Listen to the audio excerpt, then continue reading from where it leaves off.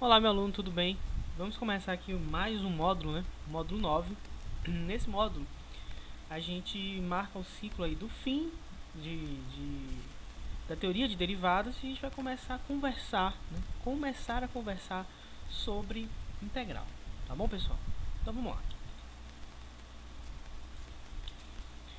Para que se estuda integral? Então esse é o primeiro ponto aqui da nossa aula, é justamente tentar entender os motivos da gente estudar integral, né? Porque a gente estuda e para que a gente estuda, né? Então vamos lá. Há dois principais motivos. Então os dois principais motivos são esses. Determinar a área sobre uma curva, e aí dessa forma você vai perceber que o cálculo dessas áreas de figuras planas que a gente conhece como triângulo, quadrado, trapézio, tudo depende de integral. E aí, por eles serem retas, né? Então você vê que um triângulo é um conjunto de retas, assim como um retângulo, assim como um trapézio, assim como um losango. Há como se pressupor uma fórmula para esse tipo de desenvolvimento. E essa fórmula vem da integral. No entanto, o que ocorre quando a gente põe uma curva? Né? Qual é, digamos assim, qual é a influência quando eu coloco uma curva no lugar de uma reta? E aí a gente tem que verificar e tem que estudar e ver como é que a gente se comporta, né? Como é que a gente acha essa área quando eu substituo uma curva por uma reta. Então a gente vai ver imagens nos próximos slides, vocês vão entender mais clareza aí o que a gente está tentando passar para vocês. E outra coisa, variações de grandezas físicas, isso é muito importante, a gente precisa estudar isso. Nós como engenheiros aí vamos estudar bastante esse conceito de grandezas físicas, as relações, ou seja, você vai ver aí que em alguns casos a gente vai ter potência sendo a integral de energia, e você vai ver essa relação, né, entre essas integrais, tá bom? E outra coisa interessante é que esses dois motivos eles se interrelacionam, né?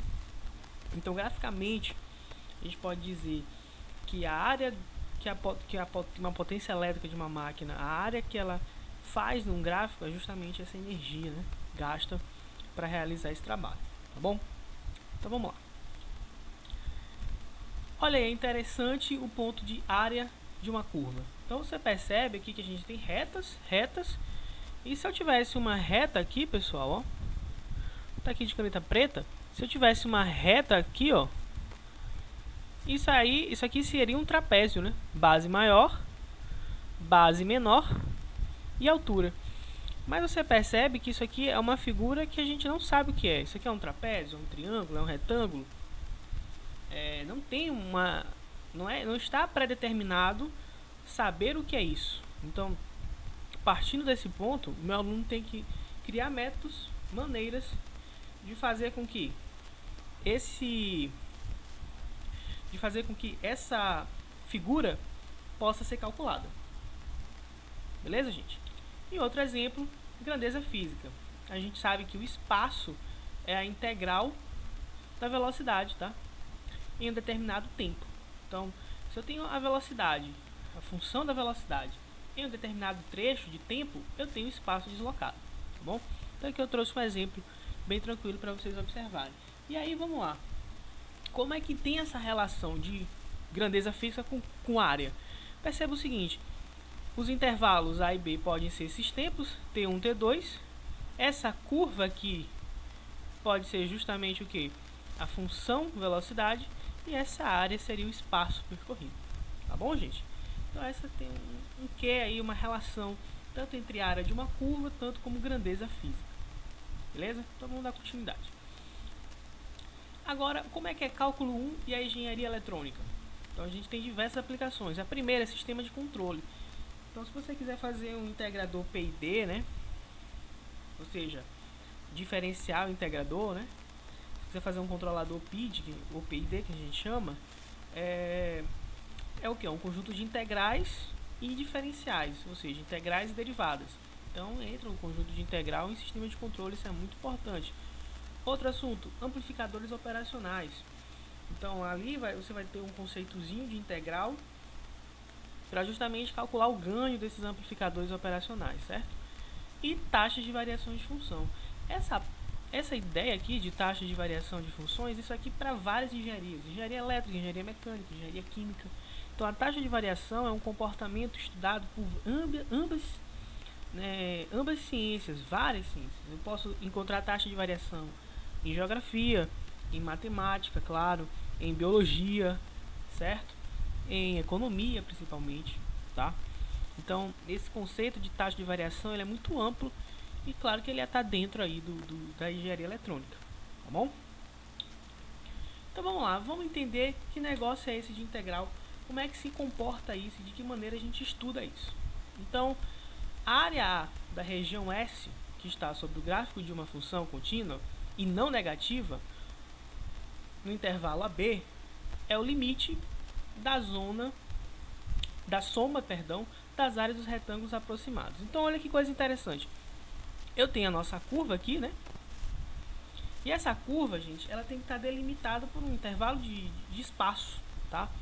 Então, eu não posso dizer que essa curva é infinita. Assim, não tem teoria, não tem uma ideia, uma prática que a gente diga que isso tende ao infinito, né? Então, você nunca na prática vai calcular a área de uma figura infinita. Eu preciso dar meus intervalos de estudo de observação, tá? Então, A e B são nada mais nada menos que intervalos. E f de x é justamente essa função, ela que modela o comportamento aqui dessa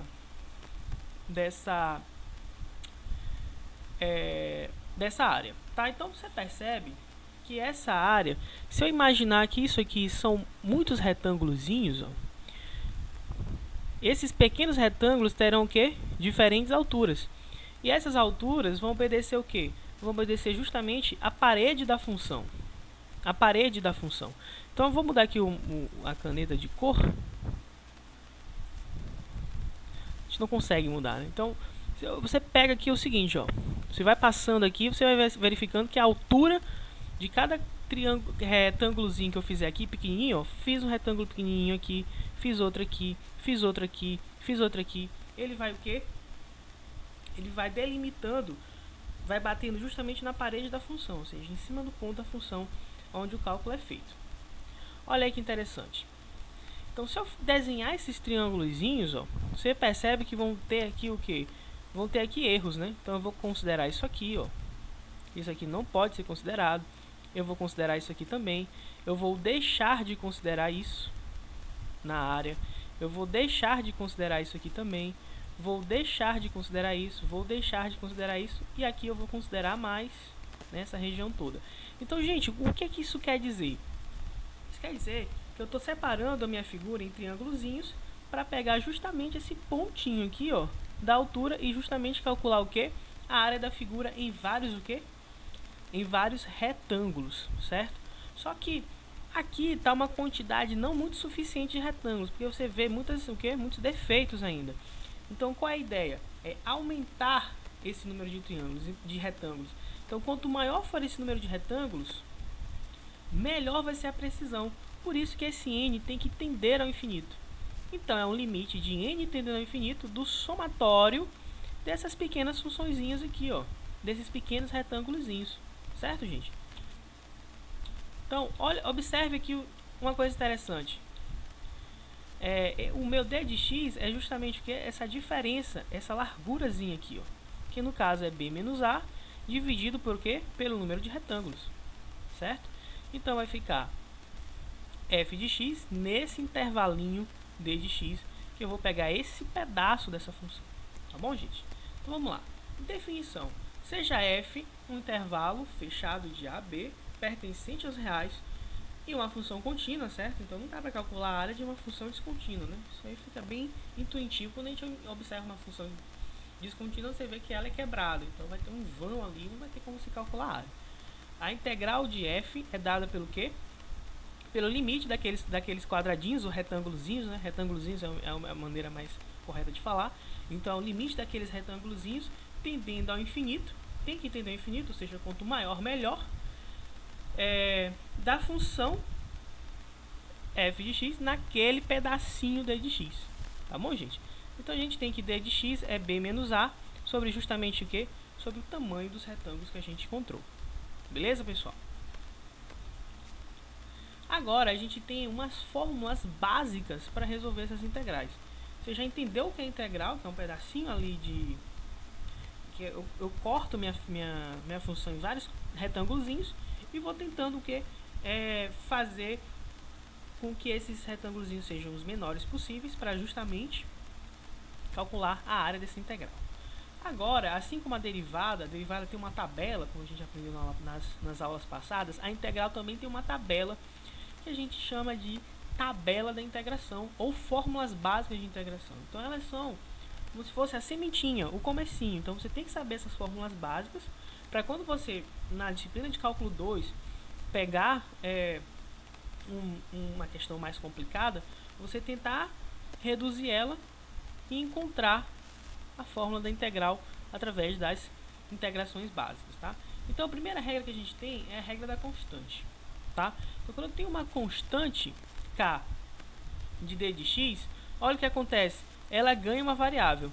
Então aqui era só k, virou o que? Kx mais c, tá bom, gente? Professor, o que é esse c? Calma que a gente vai explicar ele mais pra frente.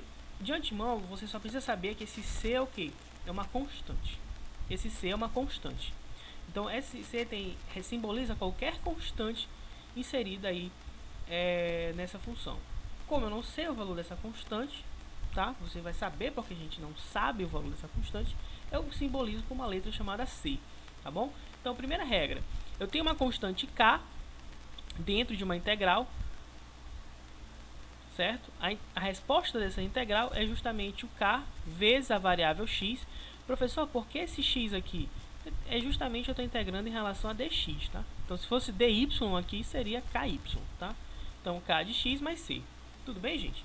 Essa é a regra da constante. Vamos para a regra da potência? De antemão, a regra da potência você tem que saber que o n, ou seja, o número elevado, né, na potência, ele tem que ser diferente de menos 1, tá? E isso a gente vai explicar depois também. Então vamos lá. Integral de x elevado a n d de x é igual justamente a x elevado a n mais 1 sobre n mais 1 mais c. Beleza, gente? A gente vai fazendo exemplos e vocês vão entendendo melhor a aplicação de cada um. Calma que a gente vai fazer exercício e vocês vão entender melhor. Regra da exponencial. Se eu tenho um e exponencial elevado a bx, esse bx é qualquer real, tá?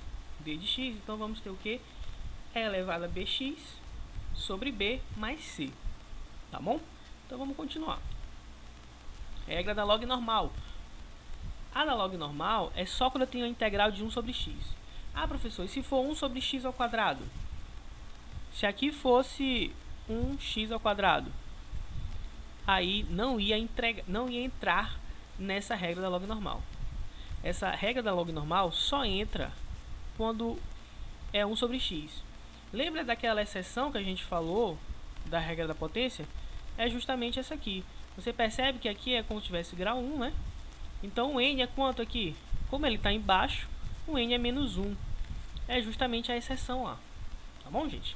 Então vamos lá, vamos continuar. Então vai ser integral de 1 sobre x, né? d de x, que é igual ao logaritmo natural de x mais c. Tá bom? E vamos para a regra do seno. A integral do seno de x dx é igual ao menos cosseno de x mais c. E vamos para a regra do cosseno. A integral do cosseno de x dx é igual a seno de x mais c. Beleza, gente? Então vamos prosseguir na nossa aula. Da onde vem esse c? Agora chegou a pergunta, né? Da onde vem esse c? Então vamos lá. Isso surge porque, como sabemos, a integral nada mais é uma antiderivada. O que seria uma antiderivada? Seria o contrário da derivada. Assim como a multiplicação e a divisão se opõem, a soma e a subtração se opõem, a integral e a derivada também se opõem. Então, a integral é um tipo de antiderivada. E quando uma constante é derivada, ela vira o que, gente? Lembra lá na nossa aula de derivada, né? Quando eu tenho uma constante e derivo ela, ela vira o quê? Zero. Então eu não sei que valor herda da constante. Por isso que eu boto um mais c. Vamos para um exemplo? Dada a seguinte função abaixo. F de x igual a 2x ao quadrado mais 2. Tá?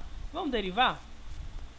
Vamos derivar em relação a x. A gente achou que f' de x é igual a 4x. Lembra que o 2 some.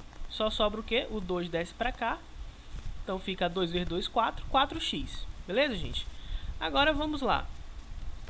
Eu te falei que a integral é a antiderivada. Então, se eu integrei e eu derivo de novo, eu volto, tá? Eu volto para essa expressão aqui, ó. Beleza, gente? Então, se eu derivo, eu acho isso. E se eu integrar, eu tenho que voltar para essa expressão. Eu tenho que voltar para essa expressão. Então, vamos derivar. Vamos integrar, perdão. Então, vamos lá. 4x ao quadrado. Então, vamos para a regra. A regra é da potência, certo? Então, como é que é a regra da potência, professor? A regra da potência é o seguinte. É x, n mais 1, certo? Sobre n mais 1. Não é isso, meu aluno? Isso que a gente aprendeu lá na fórmula.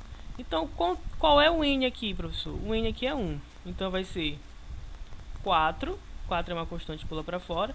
X elevado a 1 mais 1 sobre 1 mais 1. Então, eu só apliquei a fórmula. No lugar de n, eu pus o valor que está aqui em cima, que é 1. Né? Quando não tem nada, vocês sabem que vale 1. Aqui vai ficar 4x ao quadrado sobre 2. Aqui eu vou cortar, e eu vou achar o quê? Eu vou achar 2x ao quadrado, meu aluno. Só que, como eu não sei, como eu nunca vou pegar essa constante aqui, ó, nunca vou saber o valor dela, eu tenho que pôr o mais 6. O mais c, perdão. Então, o mais c, ele representa esse valor de 2. Então, vocês entenderam por que o c entra nessa jogada? É muito importante vocês entenderem isso. Então, vamos lá. Deixa o professor apagar aqui para a gente falar um pouquinho sobre isso. A integral não consegue determinar que a constante c vale 2, mas representa que pode existir essa constante. Então, eu estou te falando, olha, essa constante pode existir e eu não sei o valor dela, por isso que eu vou pôr mais c aqui para você. Tá bom, gente? Espero que você tenha compreendido aí essa parte inicial de integral. E agora a gente vai começar o próximo módulo, né? O próximo assunto referente a isso. Agora a gente vai dar uma observada em tipos de integral, certo? Então vamos lá. Existem dois tipos principais aí de integrais, né? Integral definida. A integral definida, ela te dá um intervalo correto, tá?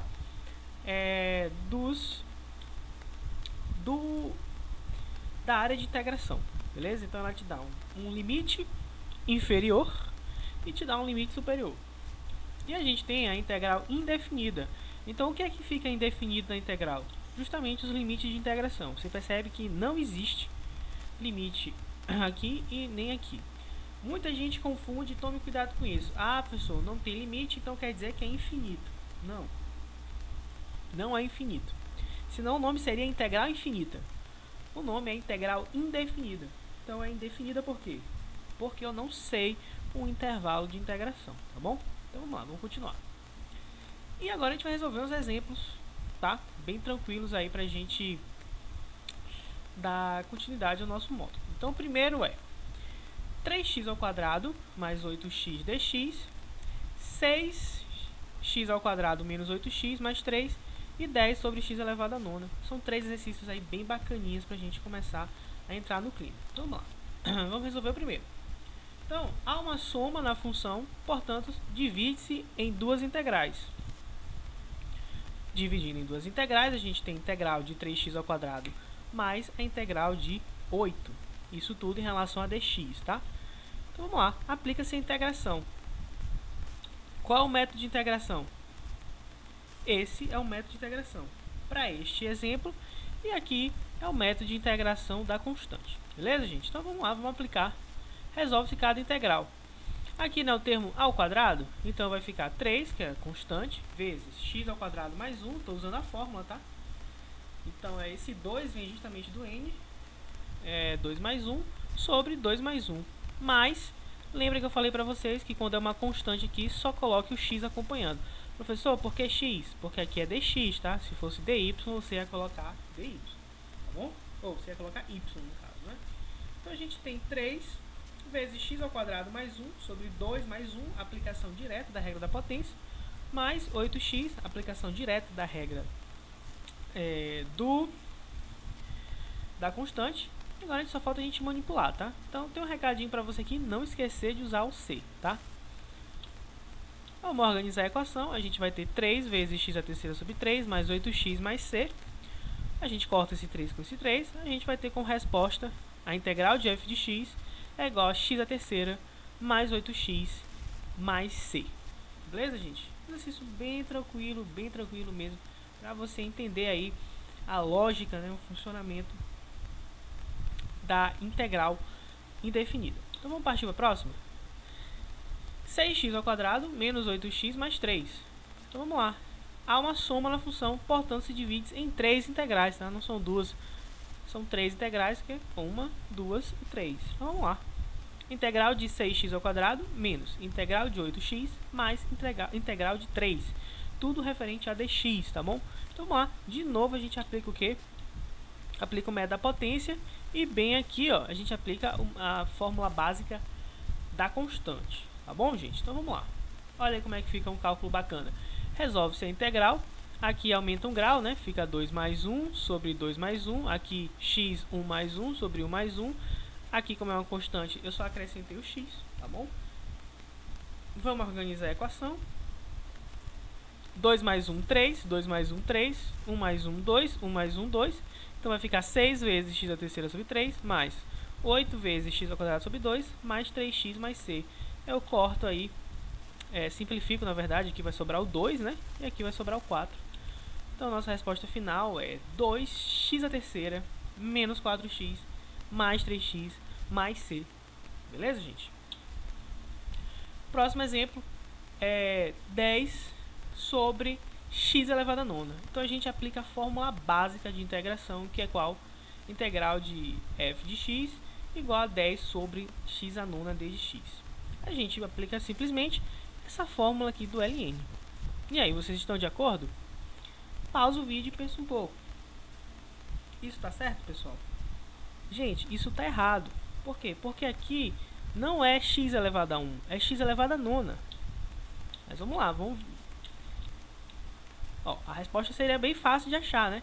10 vezes ln de x a nona mais c. Só que isso não está certo. Por que isso não está certo? Porque aqui o grau tem que ser 1, tá? O grau tem que ser 1 aqui. Então, tá errado. Então, tome cuidado com isso. Não é só porque você vê o x embaixo, é que você vai automaticamente aplicar a regra do logaritmo, tá bom? Tome muito cuidado com isso. Só se utiliza-se, né? Só utiliza-se esta fórmula quando o expoente de x for igual a 1. Beleza, gente? Então, não esqueçam disso. Vamos do jeito certo. O jeito certo é a fórmula básica de integração. É aquela fórmula que a gente já conhece. Só que olha o segredo dessa questão. Você traz isso para cá negativo. Então, esse 10 é constante, pula para fora e você traz para cá negativo o expoente. Agora sim, vai ficar 10 vezes x elevado a menos 9 mais 1 sobre menos 9 mais 1. Isso vai dar menos 5 sobre 4, né? X elevado a menos 8 mais c. Tá bom, gente? Então, foram aí uns exercícios tranquilos para vocês entrarem no clima. E o nosso próximo vídeo é só de exercício e a gente vai entrar mais no clima ainda. Beleza, gente? Foi um prazer estar com você nessa aula desse módulo.